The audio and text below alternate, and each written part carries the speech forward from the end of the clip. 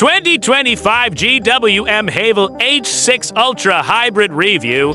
GWM's budget-priced family SUV has gained a new look, updated tech, and a higher quality cabin. But it is not all roses, and in some ways, you get what you pay for, likes even better value for money! With 7-year warranty, spacious cabin with improved technology, efficient hybrid system is smooth.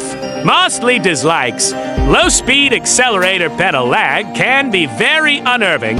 Suspension lacks composure and finesse. Too many functions in the touchscreen. 2025 GWM Haval H6 Ultra Hybrid dethroned MG earlier this year to become Australia's top-selling Chinese car brand.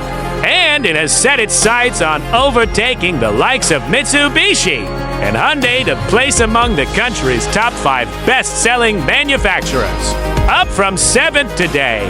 Critical to its plan is its latest in a slew of new models, the updated Haval H6 midsize family SUV. Its rival to the Toyota RAV4 Hyundai Tucson, Mazda CX-5, MGHS, and many more popular vehicles. The latest generation Haval H6 arrived in 2021, but for 2025, it has been overhauled with revised exterior styling, a new interior, improved technology, and a longer list of standard features. 4 of the 6 model grades available are now hybrids to regular hybrids and to plug-in hybrids, after the former grew to account for 1 in 3 Haval H6 sales. The price of entry for AGWM Haval H6 has climbed by up to $5,000 after a recent run-out special, as the previous base trim was deleted.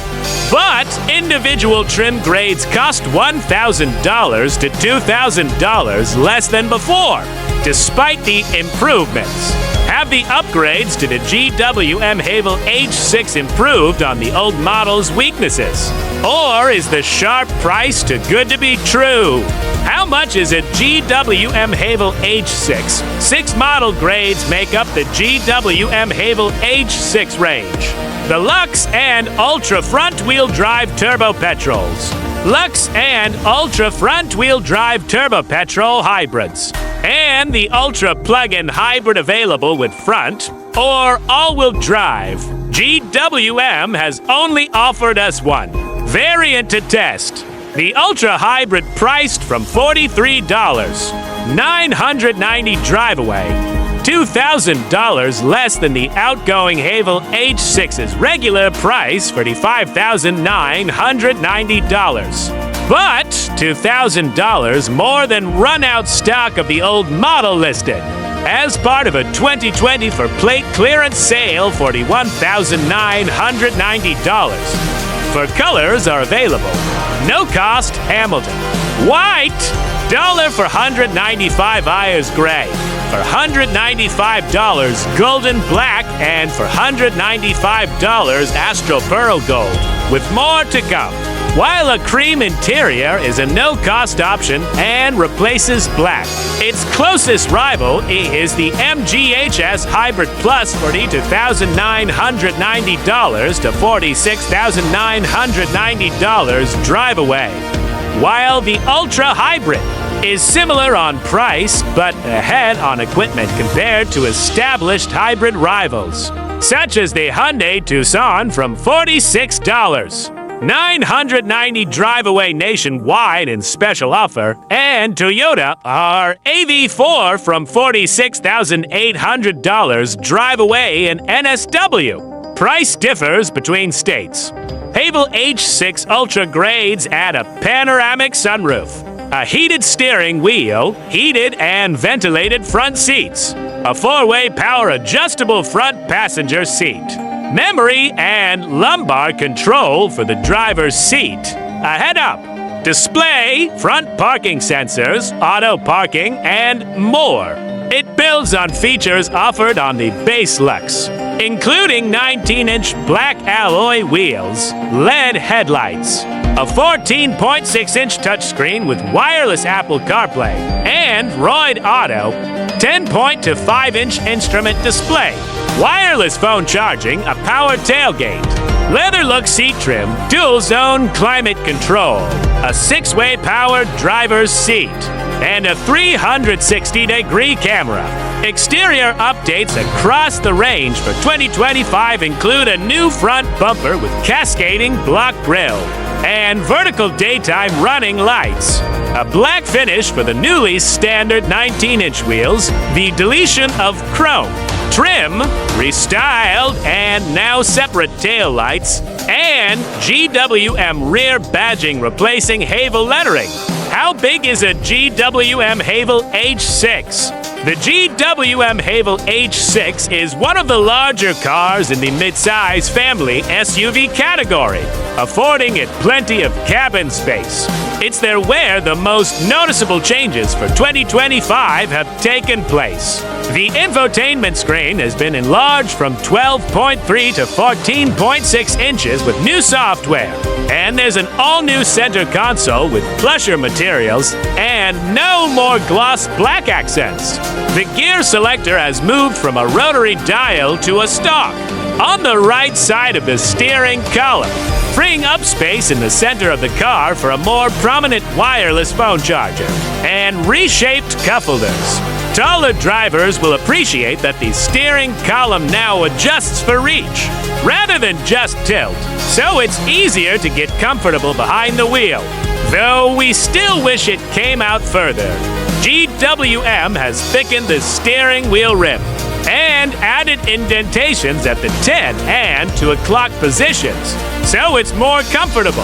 To hold up the buttons takes some time to learn, but you get the hang of them eventually, though the angle of the steering wheel on the column still gives the driving position to much of a bus driver feel for our liking. The column-mounted gear selector is unusual at first, but it's quicker to toggle during 3-point turns than the old rotary dial. There is a lockout on reverse gear at speeds higher than a slow walking pace to prevent accidental activations while driving. Unchanged, aside from the deletion of the Haval embossing, are the front seats, trimmed in leather-look synthetic upholstery. Comfort is adequate on long drives, and they are heated and ventilated in this spec. But they lack under-thigh support, and there is no way to adjust them in that direction. There's a premium feel to the materials inside the Haval H6, with soft touch or rubberized finishes on the door panels, dashboard, and armrests. Expanded for 2025 to replace the easy-to-dirty gloss black of the outgoing model. Perceived build quality in our near-new test vehicle was acceptable, with the exception of an infuriating rattle from what sounded like the headlining, or seal near the top of the driver's door, which we had to overpower with the stereo at speeds above 80 kilometers per hour. There are few physical controls inside the Haval H6, including no volume dial for the front passenger, nor conventional air conditioning buttons. The pitfalls of this will be discussed in the next section. Amenities on offer up front include two USB ports, but only the older USB as standard, a 12-volt socket, heated and ventilated seats, a heated steering wheel, panoramic sunroof, and keyless entry and start. There's a decent amount of storage on offer, including room under the Flying Bridge center console, a rubberized slot on the center console for keys and sunglasses, a large glove box, and a decently sized cubby under the front center armrest. However, the center cufflers will only fit narrow water bottles, and the door pockets aren't very deep, so drivers will need to stash larger bottles on their side under the center console. The wireless charger is also placed such that, on a hot summer's day, The sun is likely to hit your phone directly and cause it to overheat. Space in the rear seats is generous, with room to spare for a 186 centimeters all adults seated behind someone of the same height, and amenities are well catered for with one USB and one USB-C port, air vents, map pockets, a fold-down armrest with cup holders, and narrow door pockets. The cabin is wide enough to carry 3 people abreast, though the middle seat is even flatter than the outboard positions. The floor is close to flat, which helps. And there is the usual complement of outboard isofix and 3 top tether anchors for child seats. Boot space is generous for the category, with a power tailgate that opens reasonably high and no load. Lip to access the load area. There is a 12-volt socket in the boot, plus lighting, bag hooks, a retractable cargo cover, and 60-40 split folding for the rear seat backrest. But no spare wheel. Only a puncture repair kit does the GWM Haval H6 of Apple CarPlay and Android Auto. New for the updated Haval H6 is a larger 14.6-inch infotainment touchscreen, backed by a faster processor, and running updated software seen in models such as the GWM Tank 500 and Canon Alpha. Wireless Apple CarPlay and Android Auto are now fitted, the former working flawlessly on test. Though one drive team member with a recent Android phone wasn't able to connect. Plus AM, FM and digital DAB radio, and Bluetooth, though no inbuilt satellite navigation. The new display is a marked step up in usability compared to the old 12.3-inch screen with quicker responses, a more logical interface, and fewer examples of poor translation from Chinese to English. No more keep lane on urgent. For the lane keep assist, for example, the layout makes a lot more sense than it used to. In earlier GWMs, the heated seat controls were buried in a vehicle settings menu, multiple taps away from the rest of the air conditioning controls. But now they're on the same screen, it's clear the company is listening. But note we said on the same screen because, as before, most of the car's functions run through the touchscreen to the detriment of ease of use and the driver's focus while on the road. A row of physical shortcut buttons under the screen have been retained with the update in Australia, something deleted from Chinese models with the new interior, with hotkeys. For turning the air conditioning on and off, the demisters, recirculating, air, and parking cameras. But there are no physical controls for temperature, fan speed, or heated, ventilated seats, instead requiring at least 3 taps to access these functions. When in Apple CarPlay, tap CarPlay Home on the right side, tap GWM to return to the native system, then tap again to access the climate menu. You can bring the climate control menu up by pressing the A-C button, but that turns the air conditioning off. So you need to click it again to switch it back on, an imperfect solution. There is no physical home button, nor are on-screen shortcuts, accessible from the GWM design portion of the infotainment system. Swiping down to access a menu that allows for certain safety systems to be disabled, and volume adjusted, among other items, accessible within Apple CarPlay or Android Auto. A dial for volume control is also missing, meaning the front passenger needs to ask the driver to turn it down from the steering wheel or access the swipe down menu themselves, which may be multiple taps away from what's on the main screen at that time. It all adds up to create an infotainment system that, while easier to navigate than before, can still be distracting and needlessly difficult to use while driving. There is also a voice control system that allows climate functions to be adjusted by saying, "Hello GWM." Owners can also set a custom voice prompt and to answer the question some less mature customers may be thinking. GWM hasn't developed a profanity filter. Ahead of the driver is a 10.25-inch instrument display, which gains updated graphics to match the touchscreen, but is the same size as before. There are a lot of icons on the screen at once, and it takes time to figure out how to navigate between menus.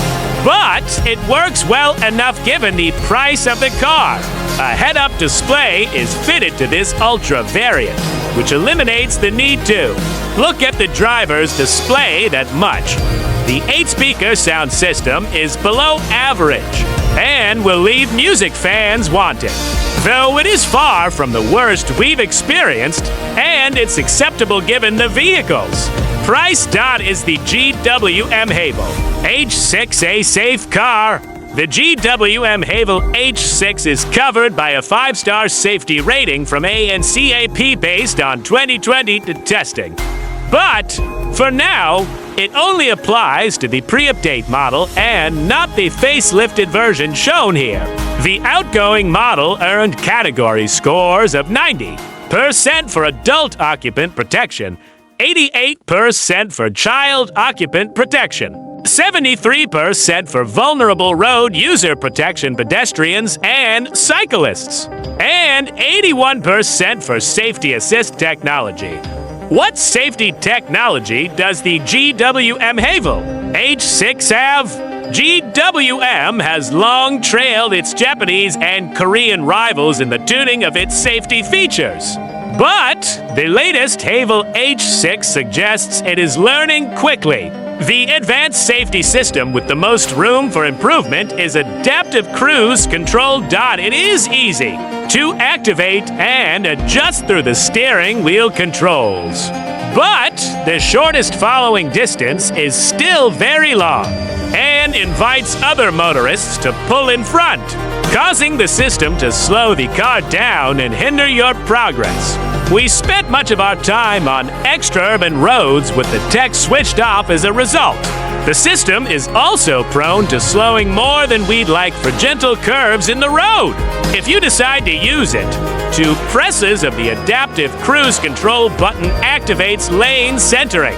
It doesn't wander between the lines as much as some other Chinese cars, and does a decent job holding the center of the lane, though it requires your constant attention and can run wide in corners. The Lane Keep Assist system feels better tuned than in earlier GWMs. It can still tug at the wheel more than we'd like, but it's not so frustrating we felt the need to turn it off as soon as we stepped into the car. Traffic sign recognition tech is fitted to the Haval H6, and while there is an overspeed warning, which sounds when the car has exceeded the speed limit it has detected, even if it has misread the sign, once it's switched off, it stays off. There is a driver monitoring system, but it is indirect rather than direct, meaning it determines if you're watching the road by monitoring steering wheel input and use of the touchscreen, rather than with a camera pointed at your eyes. As a result, it does not frequently chime at the driver for quick glances away from the road or after putting on a pair of sunglasses, and only sounds when the driver is genuinely distracted from the road ahead. The Haval H6's age is to thank for that, as it was developed for the ANCAP safety testing protocols in place at its launch in 2021, rather than the most stringent standards introduced in 2023, which penalize vehicles for lacking driver attention cameras, irrespective of how well they are tuned in the real world. How much does the GWM Haval H6 cost to service? The GWM Haval H6 is covered by a 7-year, unlimited kilometer vehicle warranty. For for privately used vehicles, plus a separate 8-year, unlimited kilometer assurance period for the high-voltage hybrid. Battery pack, roadside assistance is included for 5 years alongside a capped price servicing program of the same length. The first service visit is marked in the logbook for 12 months or 10,000 kilometers, whichever comes first, before increasing to 12 months, 15,000 kilometers intervals from the second scheduled service onwards. 5 years, 70,000 kilometers of maintenance is quoted at $2,020. Splitting a Toyota RAV4 Hybrid at $1,350 for 5 years, 75,000 kilometers.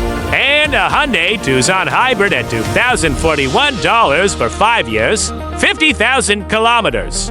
A year of comprehensive insurance coverage with a leading provider is quoted at $1,977. Based on a comparative quote for a 35-year-old male living in Chatswood, NSW, insurance estimates may vary based on your location, driving history, and personal circumstances. Is the GWM Haval H6 Hybrid fuel efficient? GWM claims fuel consumption of 5.2 liters per 100 kilometers for the Haval H6 Hybrid, based on mixed driving conditions simulated in a lab dot in our time with the car across city, suburban, and highway driving, plus some performance testing.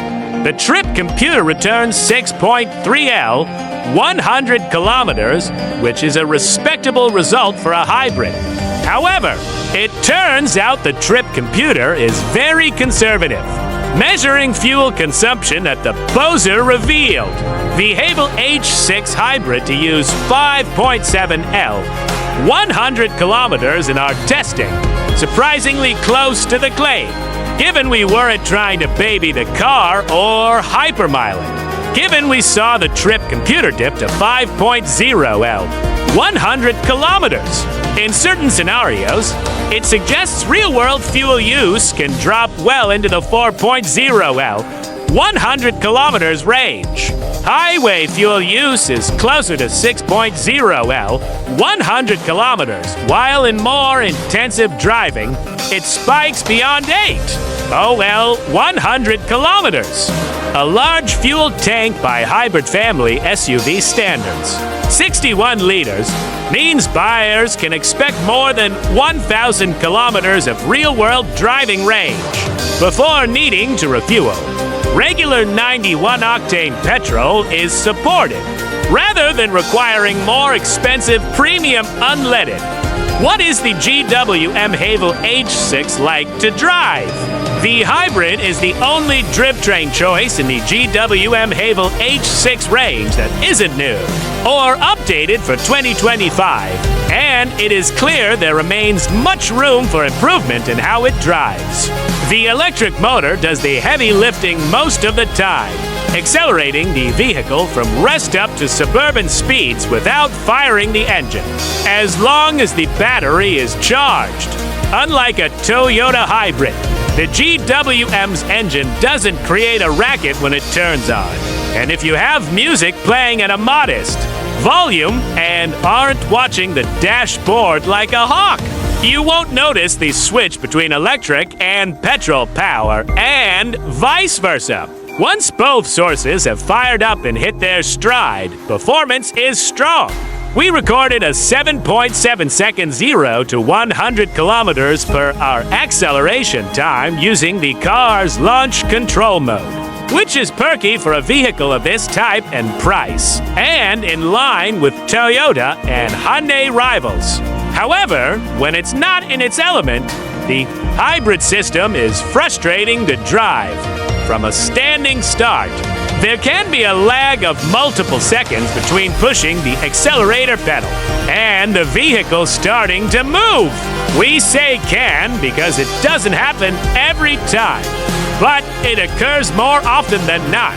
Changing drive mode does not fix the issue, and pushing the accelerator harder only magnifies the wheel spin produced by the front tires once. The lag has passed, unlike other GW Miz with hesitant dual-clutch transmissions. There is no noise or feeling through the vehicle as the lag occurs to give you a sensation. The car has, at least, recognized your request for power. Instead, there is just a period of silence, like the car has switched off, followed by a flurry of wheel spin and a surge of acceleration. In most cases, it is no more than just infuriating. But it can be genuinely worrying if it occurs, as it did a few times with us, when trying to turn into a side street with oncoming traffic approaching, or in other situations where moving out of the way quickly is of the essence. It occurs at low speeds too, not just from a standstill. On multiple occasions, we found ourselves slowing down from about 40 kilometers per hour to 20 kilometers per hour to take a corner in the city, then pressing the accelerator to power out, only to encounter the same lag, followed by wheel spin as the tires struggle to put down the Haval H6 Hybrid's immense torque. The power delivery is not the only weakness of the GWM Haval H6 Hybrid on the road. Comfort over speed bumps and crests in the road is acceptable with a soft and cosseting character family buyers will like, but it is unnecessarily firm and busy over potholes, expansion joints, other sharp bumps, and rough road surfaces. Buyers coming from a 10 to 15-year-old SUV may find it acceptable, but it lacks the finesse and balance of comfort and control that nearly all rival SUVs deliver. The steering is light and reasonably direct, if not lacking some feel from the road below. The turning circle is large for a vehicle of this size, however, so allow yourself a bit more space in tight car parks. There is some work to be done in how the Haval H6 handles winding country roads, even compared to similarly priced family SUVs. Not sports cars, GWM has fitted the car with Hankook tires, rather than skimping on a cheaper brand such as GD or Linglong. But it doesn't always feel like it on the road. As we've alluded to, it is not hard to spin the wheels off the mark in damp conditions. An exceptionally deft touch on the accelerator pedal is required, and in a corner on a country road, even traveling at modest speeds without pressing the right-hand pedal. There's not a huge amount of grip on offer by class standards. The vehicle feels reasonably composed over mid-corner bumps, but it doesn't inspire confidence in the same manner as a Toyota, Hyundai, Kia, or even an MG HS at the same price. GWM Australia has enlisted the former top Holden engineer responsible for making the final Australian-made Commodores, some of the best handling sedans money could buy to improve the driving dynamics of its future models. We hope he is allowed to make the changes he deems necessary, because improvements are sorely needed. The brake pedal is soft and easy to get used to, and there are 3 modes for the electric motor's regenerative braking. How it slows the vehicle down when lifting off the accelerator pedal to choose from, plus a 1-pedal mode that can bring the Haval H6 to a full stop without touching the brake pedal. Emergency braking performance is poor, however, for a vehicle of this. Wait on name-branded tires. It needed 40 meters to pull up from 100 kilometers per hour on our satellite timing equipment, which is in the same realm as dual cab for Utes on knobbly off-road tires. There is a moderate amount of tire roar and wind noise, but it can be drowned out with the stereo. Should I buy a GWM Haval H6? The updated GWM Haval H6 is undeniably a better car than its predecessor with fresher styling, a higher quality interior, easier to use technology, and compared to the last example of the previous model drive tested, fewer annoying safety features dotted. Builds on the strengths of the previous model, including a sharp price, 7-year warranty, long list of equipment, spacious cabin, and a smooth hybrid system. However, there is still much room for improvement to close the gap to the best midsize SUVs, and even some of its rivals at a similar budget-minded price. There are too many functions hidden in the touchscreen. Front seat comfort can be improved. It isn't particularly confidence-inspiring to drive on a country road. Yet, its suspension lacks the suppleness and finesse over bumps that family SUV buyers should expect. Our biggest cause for concern is the hybrid system's lag from a standstill, which has no reason to exist. Electric motors deliver their best performance from a standing start and makes drivers hesitate before performing maneuvers as simple as turning across traffic into a side street dot if the price is too sharp to ignore and you like what you see in the GWM Haval H6. We strongly urge potential customers to ask the dealer for an overnight test drive on familiar roads before signing on the dotted line.